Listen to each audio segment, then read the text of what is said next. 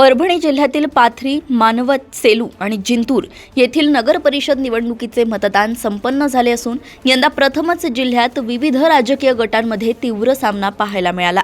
आजी माजी आमदार आणि माजी नगरसेवकांनी थेट पॅनल उभे केल्याने निवडणूक अधिकच चुरशीची बनली होती। मात्र मतदानाची टक्केवारी अपेक्षेपेक्षा कमी राहिल्याने निकाल कोणाच्या बाजूने झुकणार याकडे सर्वांचं लक्ष लागलंय। परभणी जिल्ह्यातील पाथरी, मानवत, सेलू आणि जिंतूर नगर परिषदांच्या निवडणुकीत यंदा राजकारणाचे वेगळेच समीकरण दिसून आले। आजी माजी आमदारांनी थेट स्वतःचे पॅनल रिंगणात उतरवल्याने प्रत्येक नगर परिषदेत स्वतंत्र गटांची सरशी पाहायला मिळाली।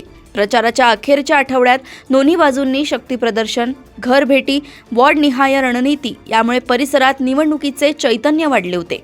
मात्र अपेक्षेच्या विरुद्ध यंदा जिल्ह्यात मतदानाची टक्केवारी कमी झाली।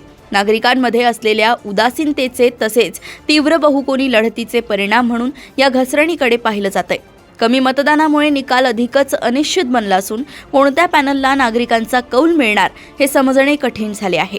दरम्यान प्रशासनाने पूर्णपणे तयार असतानाही आणि विविध पक्षांनी गुलाल उधळण्याची तयारी करून ठेवली असतानाच अचानक निकालाची तारीख बदलल्याने जिल्हाभरात नाराजीचे स्वर उमटले। निकाल जाहीर करण्यास विलंब का करण्यात आला याबाबत नागरिकांमध्ये संभ्रमाचं वातावरण निर्माण झालंय। याबाबत चर्चा रंगली आहे। आता सर्वांचं लक्ष पाथरी, मानवत, सेलू आणि जिंतूर नगर परिषदांच्या निकालाकडे लागले असून या निकालातून जिल्ह्यातील आगामी निवडणुकीचे राजकीय चित्र मोठ्या प्रमाणात बदलण्याची शक्यता व्यक्त केली जात आहे।